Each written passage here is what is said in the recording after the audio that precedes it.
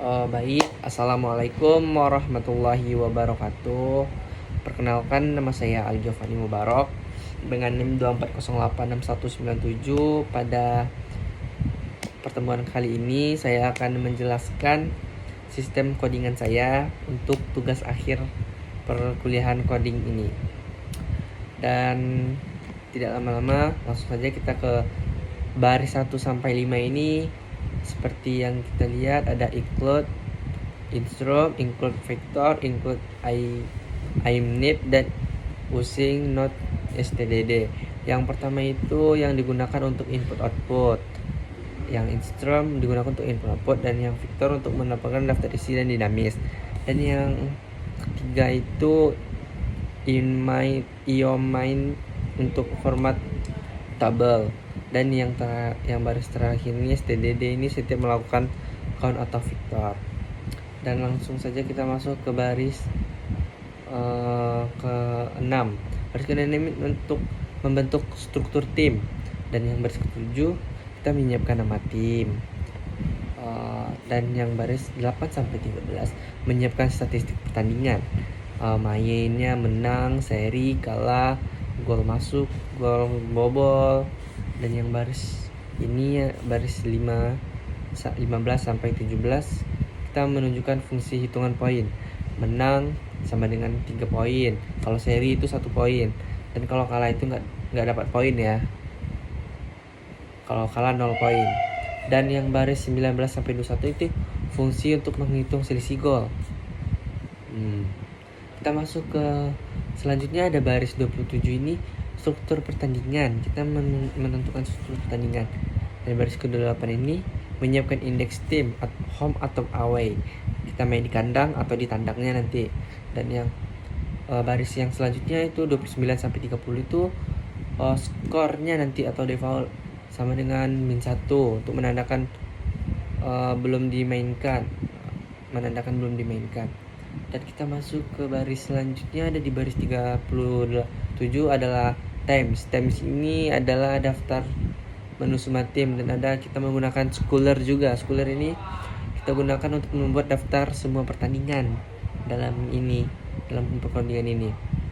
Dan kita masuk ke baris yang 42, deklarasi fungsi atau nambahkan tim. Di baris 42 kita mendeklarasikan fungsi untuk menambahkan tim. Dan yang juga baris ke 43 sampai 45 kita menginput jumlah tim yang akan ditambahkan. Dan kita masuk ke baris yang ke-47, kita log berdasarkan jumlah tim, yang itu log berdasarkan jumlah tim.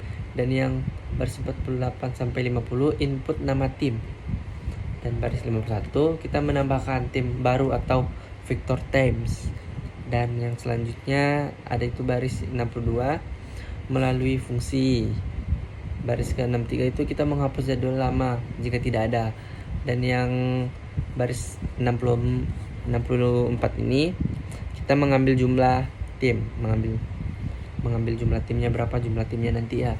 Dan baris 66 sampai 69 kita memvalidasi minimal 2 tim. Dan kita masuk ke baris 71 sampai 75 lap atau membuat pertandingan round atau robin satu kalinya. Dan kita masuk ke ini fungsi dari baris ke-29 sampai 95 ini validasi jika jadwal kosong. Dan baris ke-97 sampai 100 ini kita menampilkan nomor dan pasangan pertandingan. Dan kita masuk ke baris 102 sampai 104 ini jika ada skor yang sudah ada ditampilkan. Dan selanjutnya kita masuk ke baris 113 sampai 116 jika ada jadwal validasi. Dan baris 118 sampai 122 kita memilih nomor pertandingan, validasi pertandingan, input skor tim home away kayak tadi, dan cek apakah skornya ada yang pernah diinput. Dan simpan. Dan kita masuk ke statistik ini. Di sini kita juga ada statistik main, gol atau kebobolannya nanti. Dan di baris 167 sampai 122 fungsi klasmen ini lagi. Cek apakah ada tim.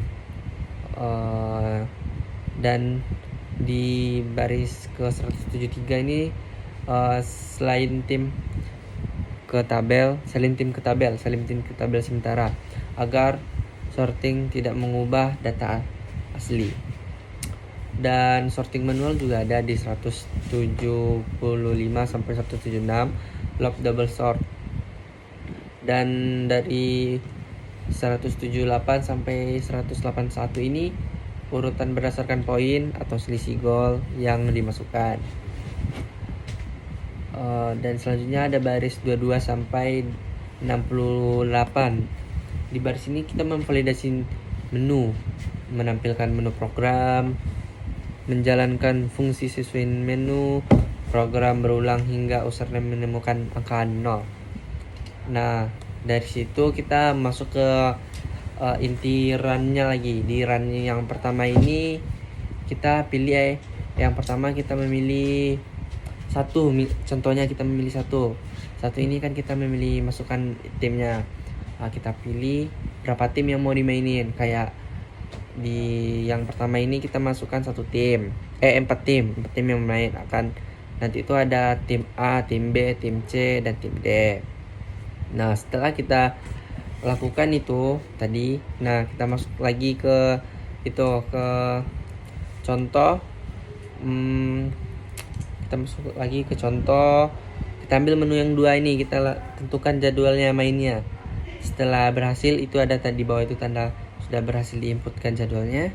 Langsung saja kita pilih menu 3. Menu 3 ini kita menginputkan baik tadi kayak kita memilih pilihan menu di menu 3. Kita lihat jadwalnya.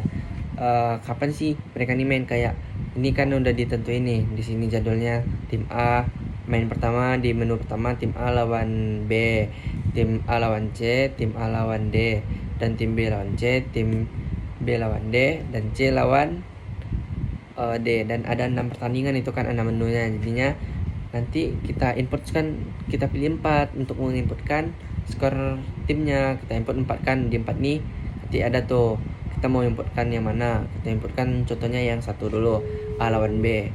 Kayak kita inputkan kalau sudah A lawan B itu nanti kan sudah keluar tuh, kita masukin berapa skornya. Kalau 2-0 contohnya kalah tim A lawan tim B.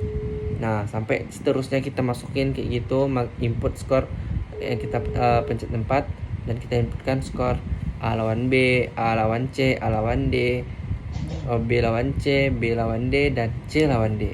Sampai sudah terinputkan semuanya skornya, nanti kita simpan, berhasil kita simpan, dan kita lihatlah klasemennya nanti. Nah, contohnya di sini ada klasemennya. Klasemennya tim B menang. Soalnya dia dalam 3 pertandingan win 2, drawnya 1, dan lossnya nggak ada. Jadi poinnya 7. Dan yang tim C contohnya dia win 2, draw 0, dan kalahnya 1, dan dia dapat poin 1 GD-nya, dan poinnya 6 di bawah poin B. Dan yang selanjutnya ada tim D. Tim D dia mendapatkan win 1, draw 1, dan kalah 1. Dia mendapatkan kebobolan tadi kan, jadi min 1 poinnya, dan dia mendapatkan poin 4. Poin akhirnya 4. Dan tim A contohnya dia gak ada menang, draw gak ada kayak, dan kalah 3 kali. Jadi dia kebobolannya dihitung dia min 5, dan dia mendapatkan skornya 0. Mungkin dari program saya cuman itu yang dapat saya sampaikan. Kalau salah dan kurangnya saya mohon maaf, karena saya manusia. Dan kesempurnaan hanya milik Allah. Assalamualaikum warahmatullahi wabarakatuh.